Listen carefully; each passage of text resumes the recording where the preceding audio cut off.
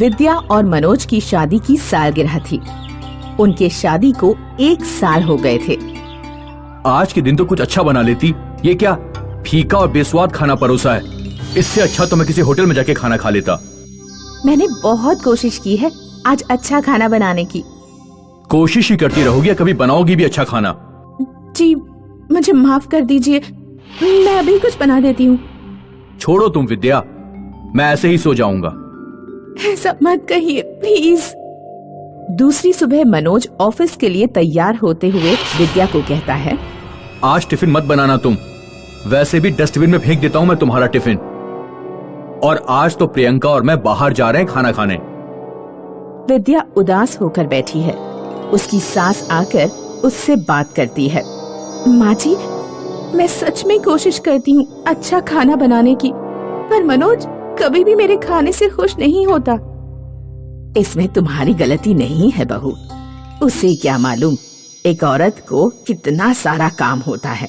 उसे तो लगता है औरत बस सुबह से शाम तक अच्छा खाना ही बनाती रहे। विद्या और उसकी सास खाना बनाने में लग जाते हैं। मनोज उस दिन ऑफिस से वापस नहीं आया। विद्या और उसकी सास मनोज का इंतजार करते हुए ही सो गए। मनोज दूसरी रात को आया। बेटा, ऐसे बिना बताए तू कहाँ चला गया था?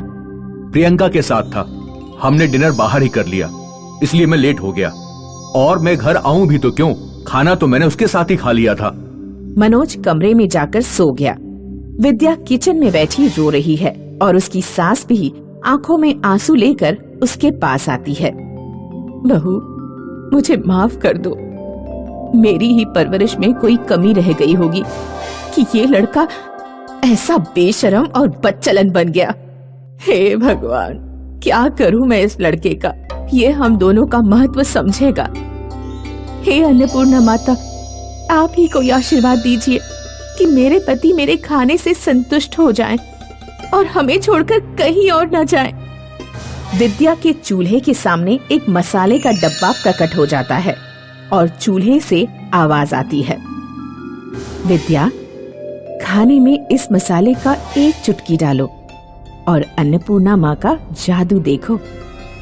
विद्या और मनोज की माँ हाथ जोड़कर चूल्हे से जादुई मसाला ले लेते हैं। विद्या खुशी से खाना बनाती है और उसकी खुशबू से मनोज की माँ भी बहुत खुश हो जाती है। रात को मनोज बहुत लेट आया और आते ही बोला, मैं 1 हफ्ते के लिए ऑफिस वालों के साथ एक बिजनेस ट्रिप पे जा रहा हूँ। सुबह जल्दी निकलना है, इसलिए अब मैं सो रहा हूँ। पर मनोज, खाना? मैंने खा लिया है, मैं सुबह 5 बजे निकल जाऊंगा, तो मुझे सुबह भी कुछ नहीं खाना। विद्या और मनोज की माँ उदास हो जाते हैं।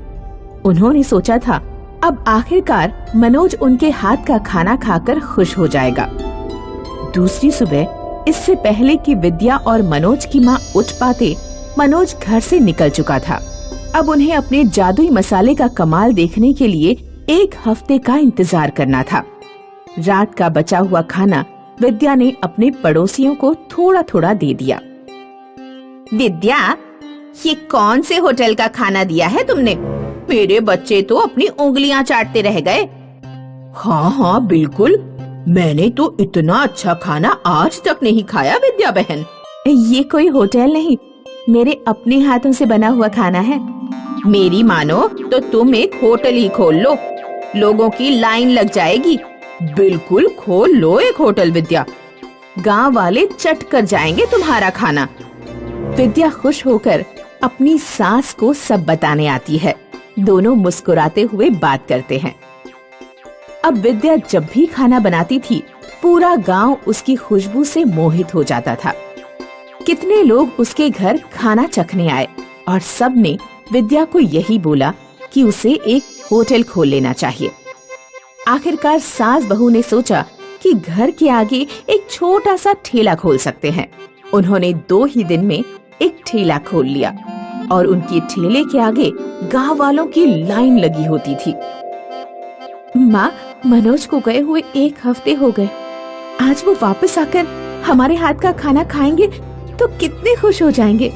मैं तो उनका बेसब्री से इंतजार कर रही हूँ। हाँ बेटी, मैं भी उस पल का इंतजार कर रही हूँ जब मनोज घर आएगा और खाना खाकर तुम्हारी तारीफ करेगा। मनोज आता है और रोने लग जाता है। विद्या और मनोज की माँ उसे देखते रहते हैं। फिर मनोज थोड़ी देर में बात करना शुरू करता है। मुझे माफ कर दो विद्या, माँ मुझे माफ कर दो। क्या हुआ आपको? आप किस बात की माफी मांग रहे हो? बेटा क्या हो गया? माँ विद्या, मैं किसी बिजनेस ट्रिप पे नहीं बल्कि प्रियंका के साथ चुपके से शादी करने गया था। मैंने सोचा था कि उसके साथ एक हफ्ता रहूंगा, फिर हम दोनों कहीं दूर जाकर शादी कर लेंगे। बेशरम, तूने ऐसा सोच भी कैसे लिया? उस प्रियंका ने मुझे अच्छा खाना खिलाने के चक्कर में सुबह दोपहर शाम होटल से खाना मंगवा के मेरा पूरा वॉलेट खाली कर दिया। मेरी तबीयत भी खराब हो गई, फिर भी उसने एक बार भी मुझे घर का खाना नहीं खिलाया। मैं उसके साथ 7 दिन रहकर बहुत पछता रहा हूँ। मुझे माफ कर दो विद्या। नहीं करेंगे हम तुम्हें माफ। तू क्या सोचता है? तू कुछ भी कर लेगा और हम चुपचाप तुझे माफ कर देंगे? विद्या बिना कुछ बोले बस रो रो कर दोनों की बातें सुन रही थी।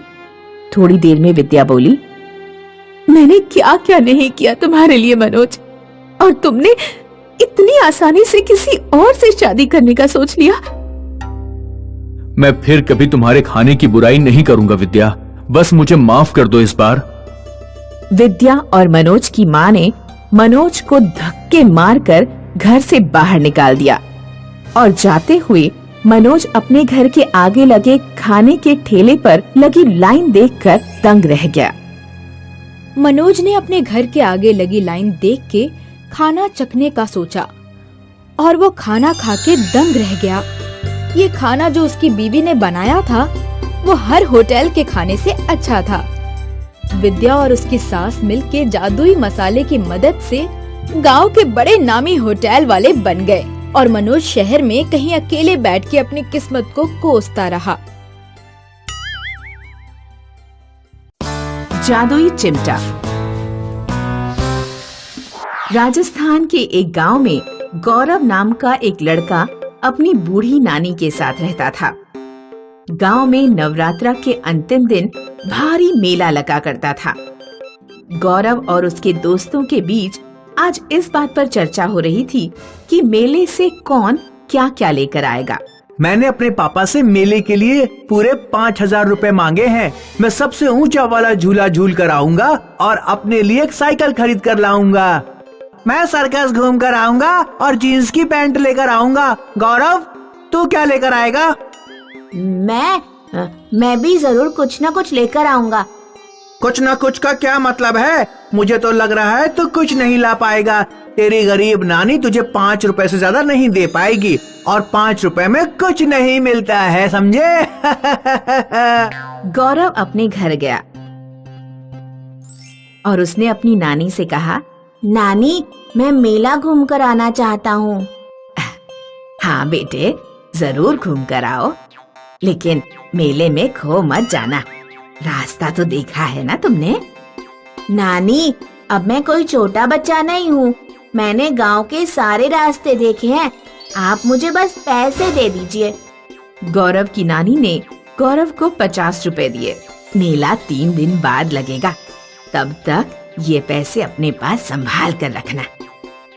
गौरव हर रात देखता था कि जब उसकी नानी चूल्हे पर रोटी सेकती थी तो रोटी उतारते समय उनका हाथ जल जाता था। 3 दिन बाद गौरव अपने दोस्तों के साथ मेले में पहुंचा। गौरव के दोस्तों ने ऊंचा वाला झूला खाया। भैया, झूले का टिकट कितने का है? 50 रुपए का टिकट है। गौरव ने सोचा कि अगर वह झूला खाएगा तो उसके सारे रुपए झूले में ही खर्च हो जाएंगे, इसलिए उसने झूला खाने का विचार छोड़ दिया। जब गौरव के दोस्त कपड़ों की दुकान पर पहुँचे तो गौरव का भी कपड़े खरीदने का मन करने लगा। भैया, ये टी-शर्ट कितने की है? ये टी-शर्ट 50 रुपए की है। गौरव ने सोचा कि अगर वह टी-शर्ट खरीदेगा तो उसके सारे पैसे कपड़ों में ही खर्च हो जाएंगे, इसलिए उसने टी-शर्ट खरीदने का विचार भी त्याग दिया। गौरव ने मेले में से बस 10 रुपए की चाट खाई। और बचे हुए 40 से एक चिमटा खरीद लिया। गौरव, क्या तू पागल हो गया है? ये चिमटा भी कोई खरीदने की चीज है? कुछ अच्छा सामान खरीद। मैंने अपनी नानी के लिए ये चिमटा खरीदा है। गौरव चिमटा लेकर अपने घर पहुंचा।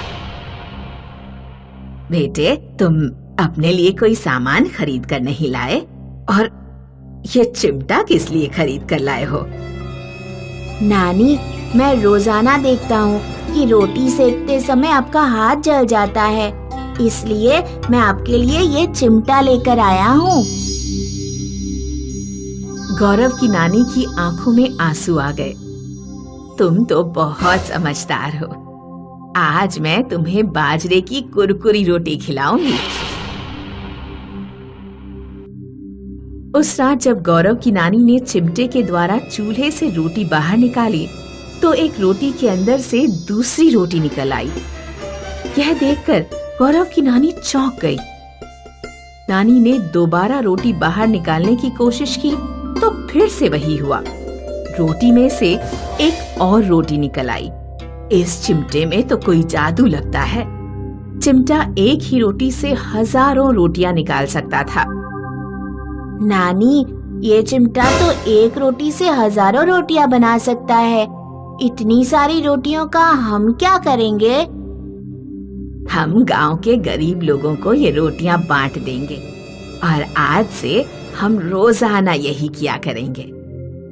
गौरव और उसकी नानी हर रात गरीबों को रोटी बांटने लगे। गांव के गरीब उन्हें दुआएं देते थे।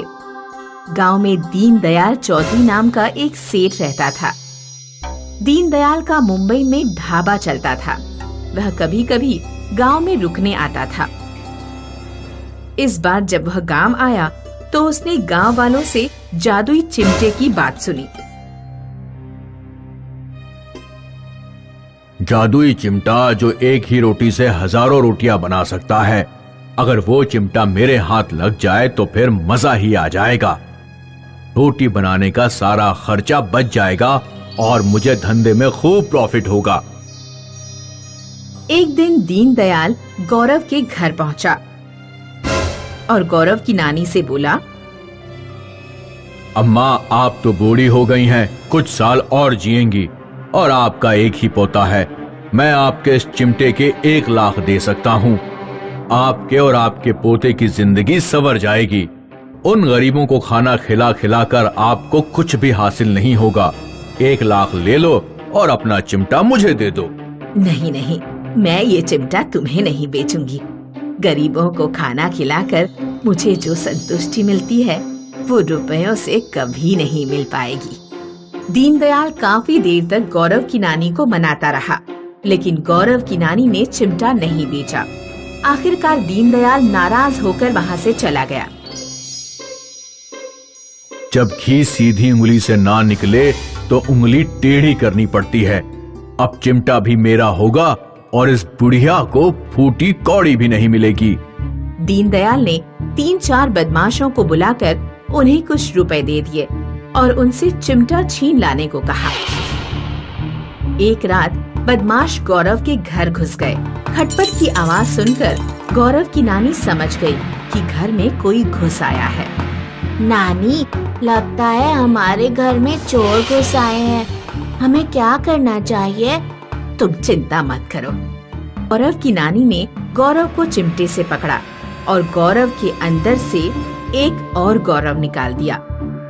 इस तरह जादुई चिमटे से गौरव की नानी ने एक गौरव से दर्जनों गौरव बना दिए। इतने सारे गौरवों ने बदमाशों को पकड़ा और उनकी खूब पिटाई की। फिर उन बदमाशों को रस्सी से बांध दिया। नानी, मेरे जैसे दर्जनों गौरव कहाँ से आ गए? मैंने खाली समय में इस चिमटे का इस्तेमाल करके देखा।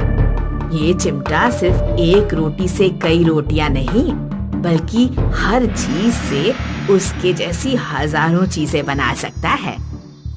नानी, लेकिन इतने सारे गौरव अब गायब कैसे होंगे? नानी ने सभी गौरवों को उल्टा चिमटा मारा और वे एक एक करके गायब हो गए। अगर किसी चीज को गायब करना हो तो बस ये चिमटा उल्टा करके उसे छुआ दो। अब जरा बाहर जाओ और गांव वालों को बुला कर लाओ। गांव के लोगों को बुलाया जाता है और बदमाशों से पूछा जाता है कि उन्हें किसने भेजा था। बदमाश कबूल कर लेते हैं कि दीनदयाल ने उन्हें जादुई चिमटा छीनने के लिए भेजा था। गांव के लोग दीनदयाल को गांव से बाहर निकाल देते हैं और गौरव और उसकी नानी जादुई चिमटे से गरीबों को खाना बांटना जारी रखते हैं।